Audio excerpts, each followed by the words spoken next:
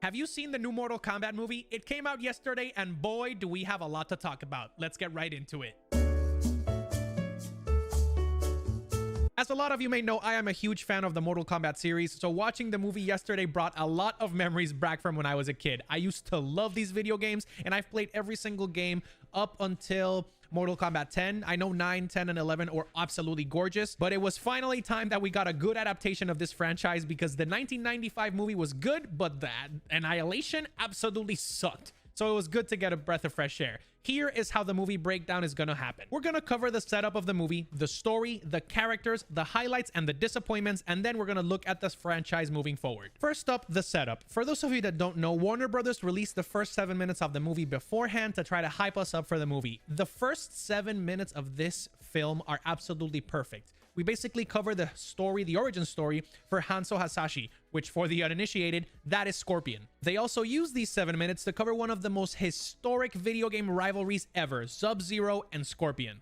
So for those of you that don't know, Hanzo Hasashi is part of a ninja clan called the Shirai Ryu. The Shirai Ryu was founded by a man called Takada that left another ninja clan called the Lin Kuei. One of the major people in the Lin Kuei is Bihan. Bihan is a cryomancer that is absolutely obsessed with destroying the Shirai Ryu and the main man, Scorpion. So in this opening cinematic, Bihan goes and pays Hanzo Hasashi a visit in his family home and goes absolutely berserk. The tone of the movie is set up perfectly. We have a solid ninja theme and a solid samurai old feudal Japan theme, and Bihan is an absolute monster. He has no remorse, no regard for human life, and he takes care of Hanzo's family really, really easily.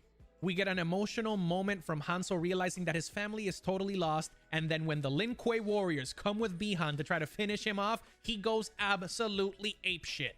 We all know the story. Hanzo Hasashi perishes and he descends into the Netherrealm to prepare for his amazing intro as Scorpion. The tone, the action, and the Mortal Kombat element of purposeful violence was set up perfectly here. Then we get Cole Young as our hero. He's basically following the typical down-and-out hero story that we've seen 1,000 times before. Having talked about that, let's cover the story. The story falls kind of flat in my opinion because they handled the Mortal Kombat lore in a little bit of a different way. We're not actually getting the tournament, we're actually getting the selection of the Mortal Kombat champions for both Outworld and Earthrealm. At one point, if any champion is selected, they get basically a branding, like a tattoo on their chest or somewhere in their body that has the Mortal Kombat logo. And that means that they have been selected to participate for the specific realm. So naturally, Raiden, Earthrealm's protectors, sends his champions to look for the other ones that have newly been selected. Cole is basically selected by default as he's been set up as a descendant of Hanzo Hasashi. If I'm being perfectly honest, this story is kind of following a slow riff of the Mortal Kombat 9 game, which has so much potential,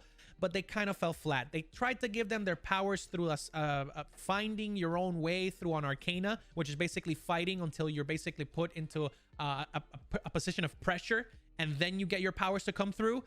I didn't like that much, but that's what Warner Brothers is doing now. But we all know what we came to see. We came to see fighting, we came to see blood and gore, and we came to see some flawless victories. And all of that has to do with the characters. The easiest way to explain this movie is pretty much an origin story fest accompanied with an Avengers-style team-up at the end.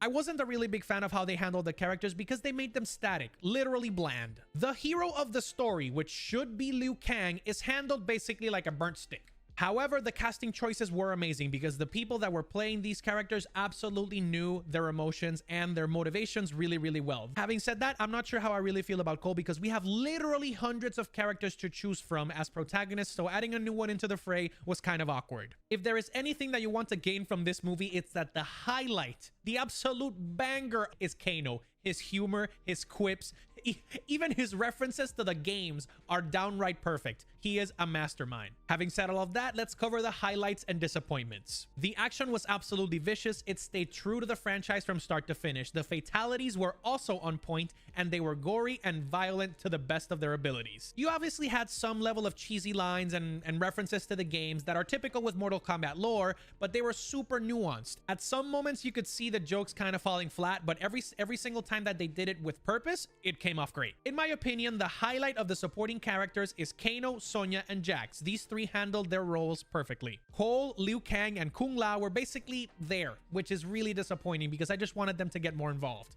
And Raiden felt like a nuisance. That's not great. We know what we came to see: Sub-Zero and Scorpion. Scorpion's introduction after he goes to the Netherrealm and comes back to get his revenge on Bihan is absolutely glorious. The fight is great. They use practical effects in conjunction with CGI, and it looked absolutely breathtaking. Bihan got beat into the ground like a pulp. And it's great because he was pretty much an asshole the entire movie. He's great as a villain. They incorporated horror elements with fractals showing up in windows as he was coming. You could see slight little audio cues to see where he was. It was breathtaking. And the finale had payoff. It had callbacks to the games with the Scorpion's head flame, the Hellfire.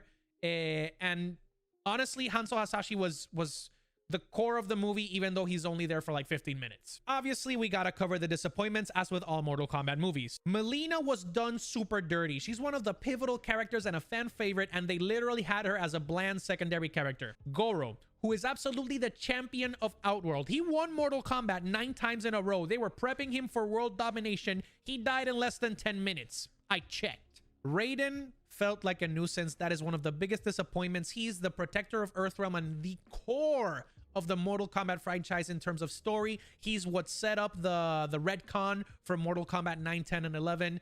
Do better. Do better, please, for next time. Cole's story was set up decently, but he was kind of forced. Like, the family story's cool and all, but he's the down-and-out hero. He's always the underdog. And honestly, he gets his powers basically by mistake. The biggest disappointment of the entire movie is basically not having Johnny Cage in it. They set it up as obviously a sequel. I know they're gonna bring it up again and try to set up a whole feast of movies based around Mortal Kombat. I just think they have to take what they did well in this movie and bring it to the new ones. Moving forward, Warner Brothers is gonna have to deal with a lot of important topics in order to make this franchise a success. The first one being handling meaningless deaths. Obviously, if you've played Mortal Kombat in the past or seen any of the lore, you know that death is nothing permanent for Mortal Kombat. And so, since we got this Avengers style team up at the end, most of the characters that we loved and the villains ended up in the Shadow Realm. Granted, the fatalities were absolutely brutal, amazing, and the pickup lines were great. But honestly, bro, if you're gonna kill them, have some weight behind it. Don't just do it for the sake of it. And I know there's gonna be a sequel, and probably Shang Tsung is gonna bring people back to life, but set up a clear tone and a clear message for the story and follow it along. That's all that we ask. Honestly, the biggest improvement is adding less cheese and more character development. That is just in my opinion. A nice commendation that I will give the movie though is the perfect blend of keeping practical effects with great CGI. Goro, Mileena, Sub-Zero, Scorpion, Jax, all of them had great moments with special effects and practical effects built in. I think they should keep that moving forward, and keep in mind that we do want to see some gory fatalities because that's part of the Mortal Kombat franchise, but keeping it practical is also what invests us with the characters because it's really visceral. And finally, the biggest recommendation from my part is try to keep a consistent tone throughout the movies. The first 7 minutes were absolutely perfect, breathtaking. They set up everything great, like the art style, the direction, the cinematography, the color grading, the camera work, all of it was great. And then you kind of flip-flopped around the way, trying to bring all these characters to life and bring them together super fast, no context. Come on, just keep it consistent. Bring in the lore, which there's a lot of people that are coming in here for the lore, not just the fighting.